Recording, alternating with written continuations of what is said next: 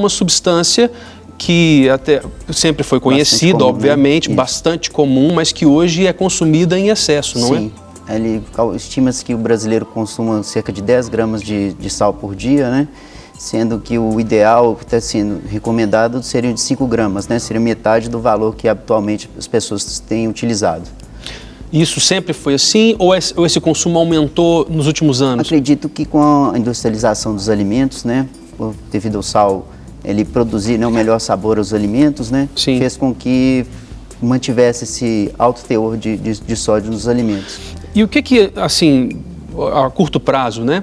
E também o que é mais visível em malefícios que esse consumo dobrado, digamos assim, ele pode provocar no nosso corpo a curto e longo prazo? Sim, no curto prazo e curto médio prazo seriam basicamente o aumento da pressão arterial, né, e com ela uma série de malefícios, né, ao organismo, né, porque você tem acometimento basicamente do coração, do rim e do sistema nervoso central. E, de certa forma, também o aumento do consumo, né, de sódio dos alimentos, ele leva a um aumento da eliminação do sódio, né, no rim, eliminando junto com ele o cálcio, e esse predispõe à presença das famosas pedras, né, nos rins. E além de outros problemas que podem ser gerados em decorrência disso. Inclusive da próprio cálculo, né, e das doenças relacionadas a isso. E ainda com a questão da pressão arterial, a pessoa faz a necessidade, talvez, de tomar uma medicação para o resto da vida que talvez nem fosse necessário. Talvez não. E assim, você mantendo esse consumo, você pode, né, produzir uma hipertensão arterial e aí no futuro esse dano ser irreversível. Mesmo que você retorne controlar com remédios, a doença já houve acometimento do coração, do rim, que faz com que a pressão seja mantida em níveis mais elevados, a despeito de você reduzir o consumo de sódio. Eu vou fazer algumas perguntas, mas eu quero que você de casa faça também. Escreve pra gente, eu estou com o WhatsApp aqui, 98402-9756. 31 é o DDD de qualquer lugar do Brasil. Se você estiver fora do país, é só digitar 55, mais 5531 e o número que está aí na sua tela, 98402-9756. Então uma das perguntas que eu acho que vem logo na minha cabeça é o seguinte, consumo de sódio, a pessoa passa a ter que controlar a pressão arterial dela, mas não muda o hábito de consumo. Certo. Mesmo tendo que controlar com remédios, ela não muda o hábito de consumo. Isso pode afetar o coração no futuro? Isso pode trazer doenças que não são comuns em idades mais baixas? Como é que isso pode afetar o futuro da pessoa? A hipertensão arterial, né, por si só, ela já causa, né, malefícios no nível, né, do coração, no nível renal. Pode haver também acometimento dos vasos, né, do cérebro, né, e com isso uma série de consequências. Pode produzir, por exemplo, déficit no funcionamento do rim, o coração trabalhando submetido a uma carga maior de pressão, ele vai sofrer com isso, e no nível do cérebro, basicamente pode predispor a pessoa a ter um derrame cerebral, alguma coisa nesse sentido. No ponto de vista das patologias renais, esse aumento, né, da eliminação, né, porque o organismo, ele de certa forma, mesmo que você consuma um sódio em nível mais alto, ele tenta eliminar esse excesso do organismo e faz com que a eliminação elevada, né, de cálcio na urina, e também ele, de certa forma, ele aumenta o pH da urina e reduz uma substância que normalmente a gente produz, evitar o aparecimento do cálculo renal, que é o citrato. Então, esses três fatores levam que a pessoa tenha problemas, né, com os cálculos renais e uma série de problemas advindos dessa patologia especificamente, porque ela pode levar à infecção urinária, pode levar à perda de função renal e são, de certa forma, seriam doenças evitáveis se houvesse um consumo mais moderado, vamos dizer assim, do sódio. Essa semana nós falamos aqui sobre uma outra disfunção chamada ortorexia neurótica, acho que neurótica ou neurose, não sei. Eu sei que ela é o excesso de se alimentar, de só se alimentar, aliás, por alimentos que se chamam de saudáveis. Sim. E aí a doutora até falou, e eu achei muito interessante, sobre ortorexia nervosa, é o nome correto. E eu até achei interessante que a primeira pergunta que a gente faz mas só se alimentar de alimento saudável não faz mal? Ela disse, não, existem elementos, existem propriedades na gordura, no carboidrato, etc., que elas são essenciais para o organismo. No caso do sódio, É óbvio que se o alto consumo, como o senhor acabou de explicar perfeitamente, ele vai fazer mal a curto, médio e longo prazo para a pessoa, seja ela qual idade tiver. Mas e o consumo muito baixo ou zerar completamente o consumo do sódio? É possível e também pode fazer mal?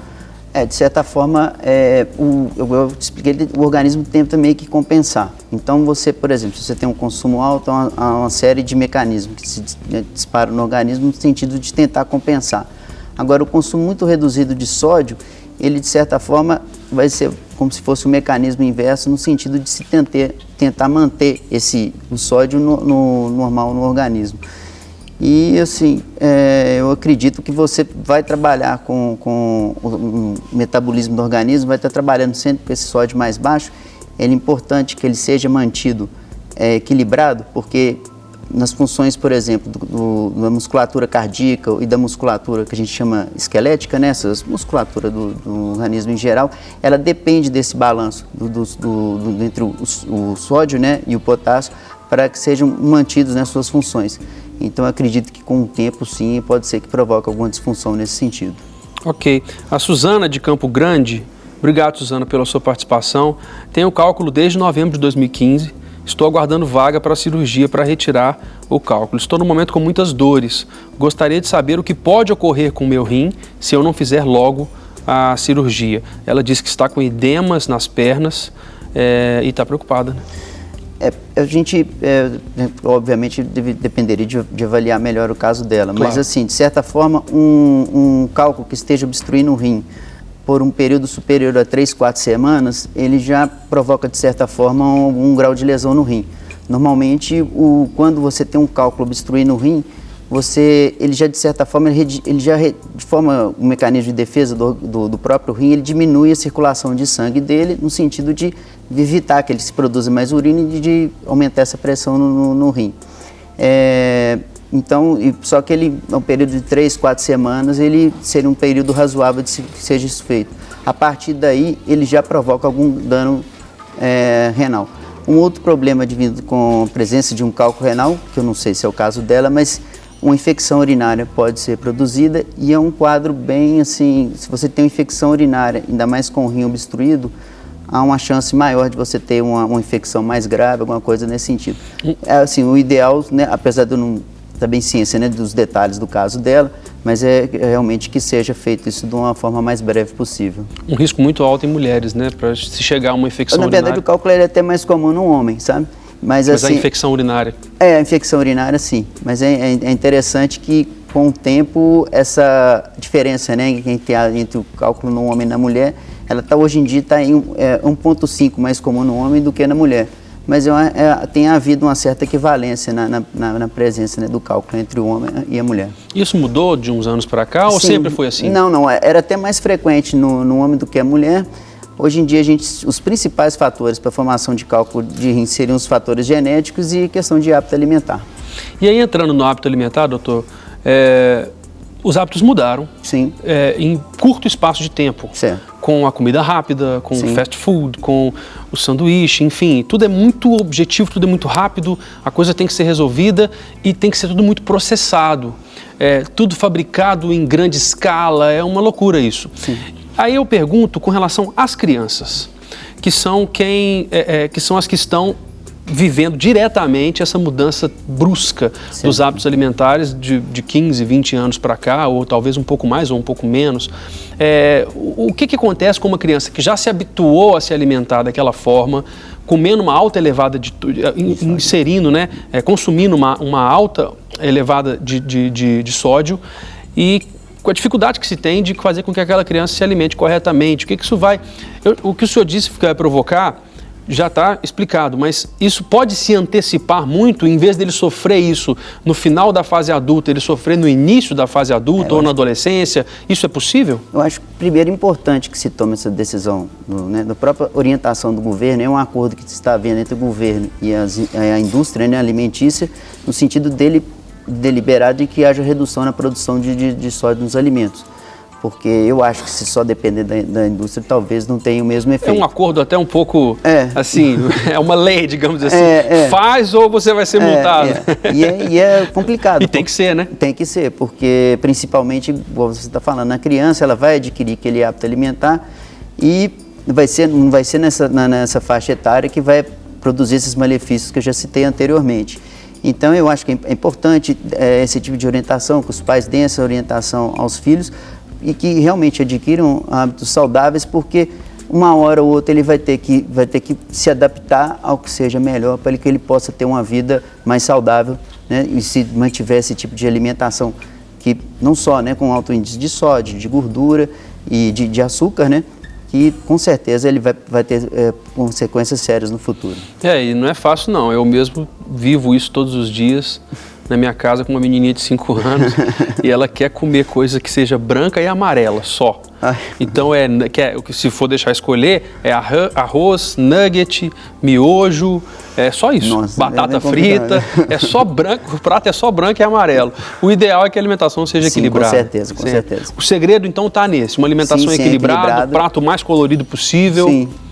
E assim, e também acho que é importante também que as pessoas também tenham um hábito de atividade física também, que ela, sem dúvida alguma, ela é um hábito importante para que a pessoa tenha uma vida não só longa, mas também saudável. Porque a atividade física, ela ajuda no metabolismo. Com certeza. Ajuda até na digestão dos alimentos. Com certeza. E é interessante, porque basicamente eu também trabalho muito com câncer, até você, de uma certa forma, você não vai imaginar que determinadas patologias, o câncer vai ter relação com a atividade física. E o que a gente tem observado em alguns casos específicos, que aquele paciente que tem um hábito, já tem naquela atividade física, geralmente ele tem uma resposta melhor ao tratamento que é administrado do que aquele que não procura, né? não tem atividade. Para receber todas as novidades do canal, inscreva-se e, se curtir o vídeo, clique em gostei. Aproveite para acompanhar a Rede Super nas redes sociais.